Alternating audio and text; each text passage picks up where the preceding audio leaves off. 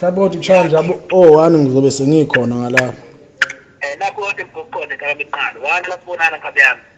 Akekho umuntu engiphila naye kumele akwazi lokho. Yeah.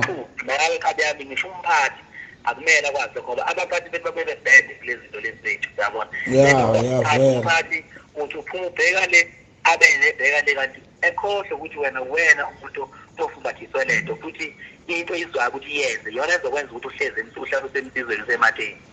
Hayi khululeka mina lokho ngakwenza khona umngane wami oyishangane nje waleko Limpopo hlala naye lapha zelokishini sengijwayele uyihambela naye vele longaswe hostela mangihamba naye ngeke ejump vele mhlawumbe izinto zomaskanda kazazi. Nakabayi mina ebandleni lami ngathatha lo mfana wazamshomo ngoba kuyinto kakhulu ke lo ngamshomo kuphela hayi unye ke hayi akungicabanga ukuthi ukona umuntu wathi wakuyazi bese sibonke yenze kanjani ukuze laba boqala noma ukuthi khona umlilo usuhlayo ngibe nendlela ngabe ukuhlangana. Futhi ngoba into emnandi into engathenda uDisemba wonke kuyoshaya uJanuary ingalanyulile. Hayi mfethu ngoba manje uzobona into ukuthi ngizongikhathaza ngempela ngoba inhloso yami mfethu vele ukuthi nginqina vele lamasimba lapho uyabo.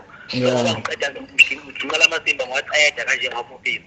Selokho manje ngisebenza ngobhube manje kanti kufuneka kabi kube khona ukumkhaba nje uphonde ngisheba ngakho. Vele ndala isikhathi into athi uyikhompyutha nomkhubu yini le. Bengifana ngisuke lento mbuko kufanele abantu bangi-understand ukuthi ngiwayo ndoda wanaka umgube. Abantu abacula ngo92. Ngifelo ntaba. Hayi bacula kudala kakhulu labo bantu laba abantu ababili nabanye sebaze bakhushula sebashona. Hayi badala kakhulu labo bantu. Hayi. Okay. Akufika phela ngizofumana lapho ngomgcibelo nami mawuthi ngiyile mhlawumbe matokweni. Hayi sekhona nani kabi. Hayi kulungile mkhulu. Okay. Sure.